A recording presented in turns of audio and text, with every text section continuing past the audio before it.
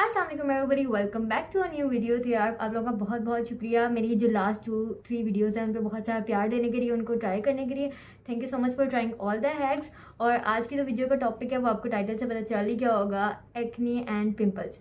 तो यार मैंने इंस्टाग्राम पे ना मैं छोटे छोटे से पोस्ट जनरेट करती रहती हूँ और पूछती रहती हूँ कि आपको किस चीज़ पे वीडियो चाहिए। तो ज़्यादातर रिक्वेस्ट आई थी एक्ने और पिंपल से रिलेटेड।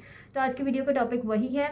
और वीडियो स्टार्ट करने से पहले मैं कुछ इस तरह की बातें शेयर करना चाहती हूँ जिनसे आपको बहुत ज़्यादा हेल्प मिलेगी अपनी एक्ने को क्योर करने में। ज़रूरी नहीं है कि जो रेमेडी मैं शेयर कर रही हूँ वही आपकी एक्ने के लिए वर्क करे, ठीक है। कुछ इस तरह के हैक्स और टिप्स भी शेयर करूंगी जिनको ट्राई करने से हो सकता है ये रेमेडी भी यूज़ ना करनी पड़े और आपकी जो एक्ने है वो ख़त्म हो जाए, ठीक है जी।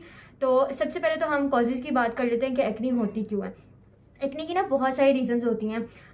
फर्ज कर लें आपके अगर पिलो का कवर गंदा है ना और आपकी स्किन सेंसिटिव है, आप रोज़ उसके ऊपर सर रख के सोते हैं, उससे जर्म्स ट्रांसफर हो रहे हैं, बैक्टीरिया ट्रांसफर हो रहा है, उससे एक्ने हो जाएगी, ठीक है। ऑयली स्किन जो है वो तो एक नॉर्मल सा इशू है ना, मतलब oily skin is not the issue, वो नेचुरल ऑयली होती है, ठीक है। अगर आपकी स्किन ऑयली है तो वो एक नेचुरल प्रोसेस है कि वो अल्लाह ताला ने बनाई ही ऑयली है। बट आपने उसको मैनेज किस तरह से करना है, उसका ऑयल रिमूव किस तरह से करना है, उसकी केयर किस तरह से करनी है, अब वो आप पे डिपेंड करता है। अगर आप उसकी केयर नहीं करेंगे ऑयली स्किन की तो जाहिर सी बात है ऑयल प्रोडक्शन ज्यादा होगी तो ब्रेकआउट्स होंगे, एक्ने होगी, पिंपल्स होंगे, ब्लैक हेड्स, व्हाइट हेड्स, बहुत कुछ होगा, ठीक है जी। तो oily skin is not a issue.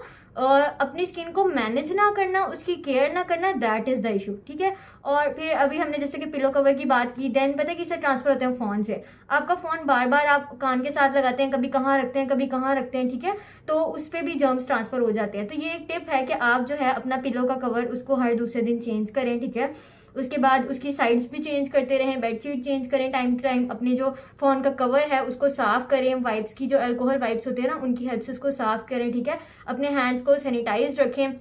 हो सकता है इन थोड़ी बहुत चीज़ों को फॉलो करने से ही जो है ना आपके पिंपल्स कम होने लग जाएं, क्योंकि आपको अगर इशू नहीं है ना कोई भी, यानी बॉडी में कोई मसला नहीं है, तो फिर उससे भी जो पिंपल्स है वो काफ़ी हद तक कम होते जाएंगे। फिर आ जाती है जी आपकी गट इशू, कि कुछ लोगों को गट का इशू होता है, उनका स्टमक सही से वर्क नहीं कर रहा होता, उनकी डाइजेशन प्रॉपर नहीं होती, उनको कॉन्स्टिपेशन का इशू होता है। तो अगर आपको इस तरह का कोई इशू है फिर भी आपको एक्ने हो सकती है, ठीक है जी।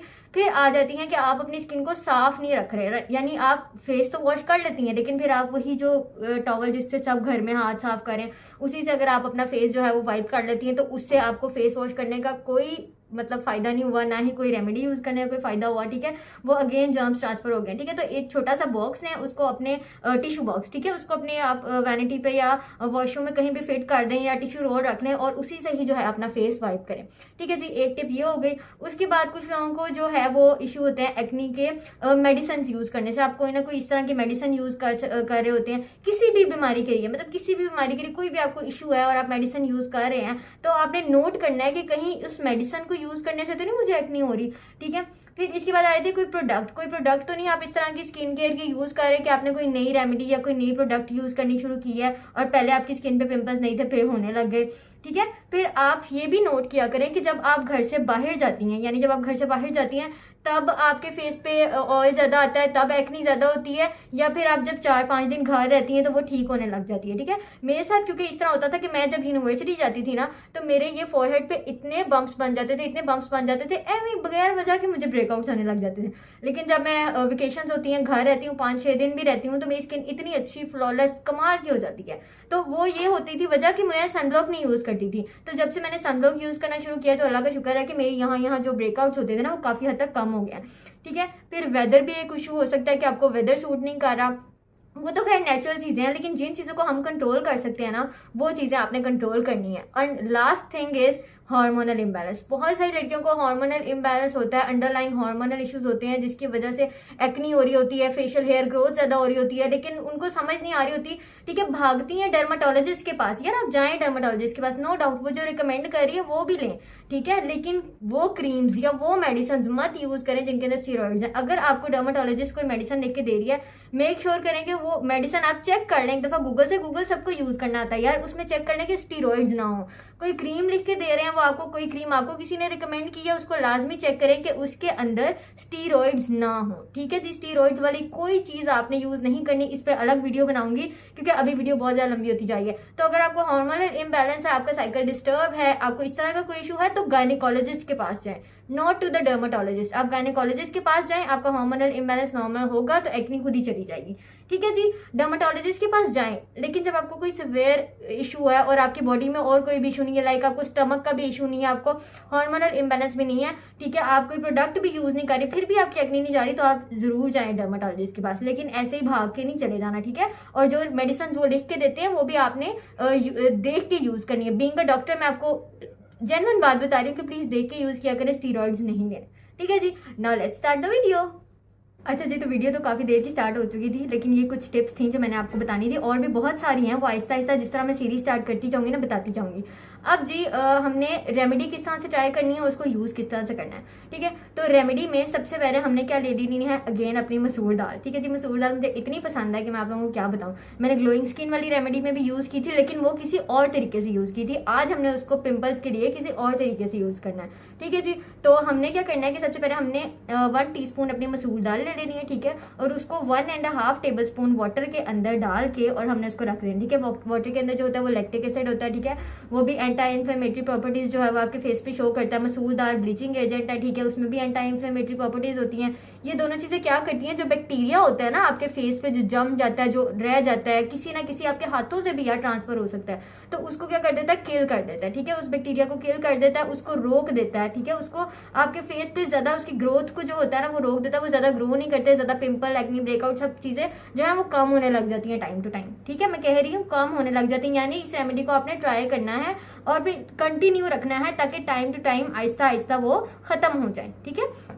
तो हमने इसका पेस्ट बना के इसको आपने रख देना है कितनी देर के लिए, 15 से 20 मिनट के लिए, ठीक है। 15 से 20 मिनट के लिए जब आप इसको रखेंगे ना तो ये क्रीम टाइप बन जाएगा, बिल्कुल इस तरह जिस तरह मैंने वीडियो में दिखाया हुआ है, इसकी क्रीम जैसी कंसिस्टेंसी हो जाएगी, ठीक है। अब इस क्रीम जैसी कंसिस्टेंसी को क्या करना है कि आपने अपने पूरे फेस पे लगा लेना है, और लगाने के बाद 15 मिनट के लिए आपने छोड़ देना है, ठीक है। अब जिन लोगों ने मेरी ग्लोइंग स्किन वाली रेमेडी ट्राई की होगी ना, उनको इसका डिफरेंस पता चलेगा कि उसमें मैंने जो इंग्रेडिएंट्स यूज किए थे ना, उससे फेस वॉश करने के बाद क्या रिजल्ट आता है, और मिल्क के अंदर मसूर दाल ऐड करके यूज करने के बाद क्या रिजल्ट आता है। जब आप इसको लगा लेंगे 15 मिनट्स के लिए आपने रेस्ट करनी है, सुकून से बैठ जाना है। 15 मिनट्स के बाद आपने अपने हाथ गीले कर लेने हैं, गीले करने के बाद आपने जब इसको एक्सफोलिएट करते करते यूं रब करते उतारना है ना, तो आपको आपकी स्किन जरा सी ऑयली लगेगी, जरा सी ऑयली लगेगी। पर ग्लोइंग स्किन वाली रेमेडी में ऐसा कुछ नहीं था, उसमें जब आप इसको रिमूव करते थे ना तो आपकी स्किन के ऊपर से ऑयल शॉयल सब कुछ रिमूव हो जाता था, ठीक है जी। तो अभी हमने क्या किया, सिर्फ और सिर्फ जो डर्ट थी उसको हमने किल किया, उसको खत्म किया, ठीक है।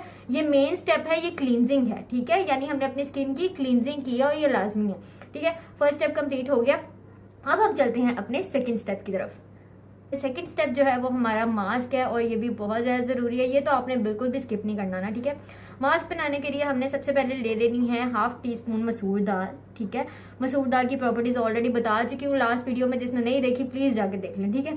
उसके बाद हम इसमें ऐड करेंगे 1/2 teaspoon orange peel powder. Orange peel powder यानी ऑरेंज के छिलके को सुखा के जो उसका पाउडर बनाया जाता है ना वो। अब यहाँ पे मेरी बहनें कहेंगी हमारे पास तो है ही नहीं, यार अगर आपके पास नहीं है ना, आपके घर के इर्द गिर्द की कोई भी पंसार शॉप होगी ना, जिसको पंसारी की दुकान कहते हैं, ठीक है, उधर से आप 50 रुपीज़ का मंगवा लें, वो आपको इतना सारा दे देगा ऑरेंज पील पाउडर, ठीक है। कोई एक्सपेंसिव नहीं है, इस तरह की चीज़ें मैं बताती हूँ जो हर कोई अफोर्ड भी कर सके और यूज़ भी कर सके, ठीक है।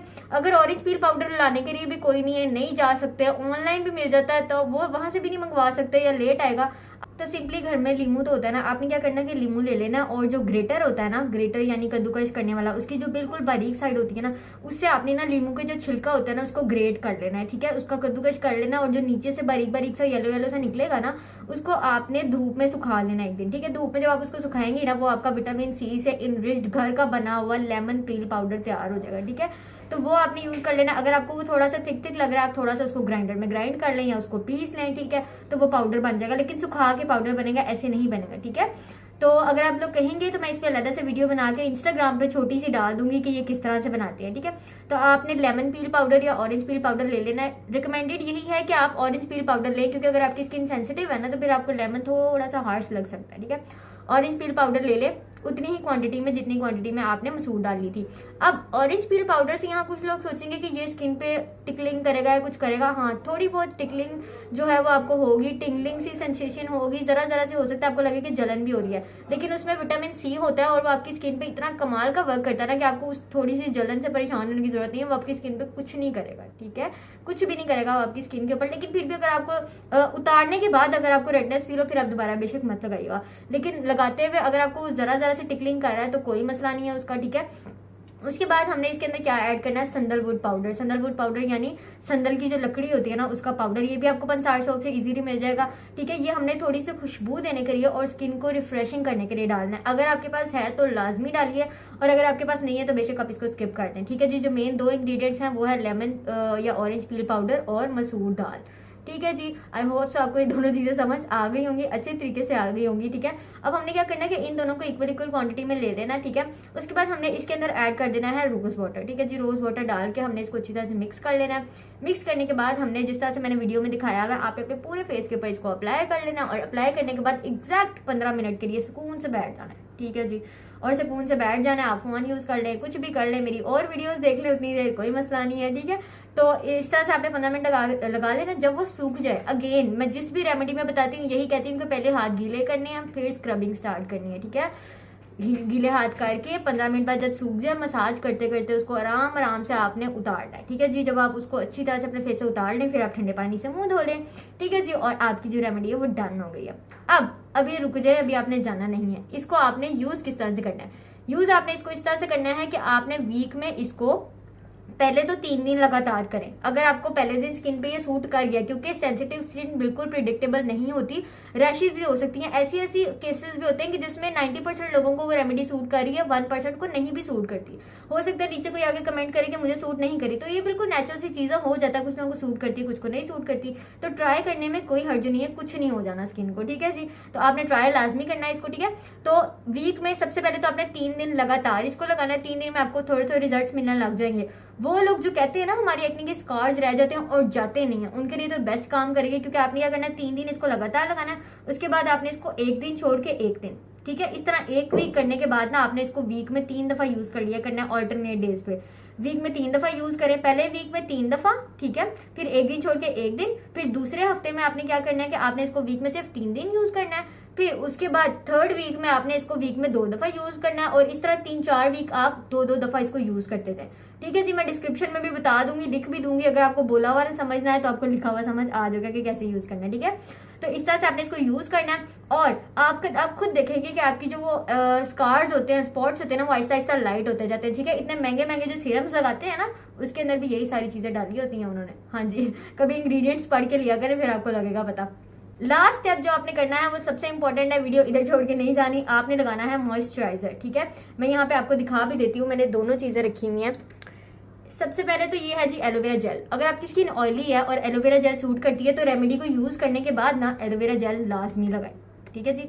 लाजमी एलोवेरा जेल लगाएं एज अ मॉइस्चराइजर। अगर एलोवेरा जेल नहीं है तो आपने क्या करना है कि ये देखिए मैंने ये भी रखा हुआ है, पॉन्ड्स का मॉइस्चराइजर, ओ सॉरी निविया का मॉइस्चराइजर।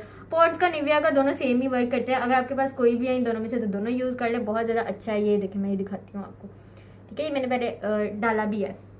तो आप इन दोनों में से कोई भी चीज़ लगा लें, ठीक है। ये दोनों ही ऑयली स्किन के लिए बहुत अच्छे से वर्क करती है, लेकिन सूट करने की बात है ना, जिसको जो सूट कर जाए। ये लगाना है। बाहर जाते हुए सनब्लॉक लाजमी लगाना है। मुझे जितने भी लोग फॉलो करते हैं, प्लीज़ यार आप लोग सनब्लॉक ले लो और लगाओ, ठीक है। सनब्लॉक पे इन्वेस्ट करो, ठीक है। तो आई होप सो कि आपको वीडियो अच्छी लगी होगी, समझ भी आ गई होगी। अगर आपको इससे ज़रा से भी पॉजिटिव रिजल्ट्स मिलते हैं तो किसी आगे अपनी सिस्टर के साथ शेयर कर देना जिसको एक्ने का इशू हो, ठीक है जी। मुझे अपनी दुआ में याद रखना, इंस्टाग्राम पे फॉलो कर लेना, मज़े मज़े की चीज़ें शेयर करती हूँ मैं इंस्टाग्राम पे, ठीक है जी। I hope so you like the video. Thank you so much for watching. अल्लाह हाफिज़।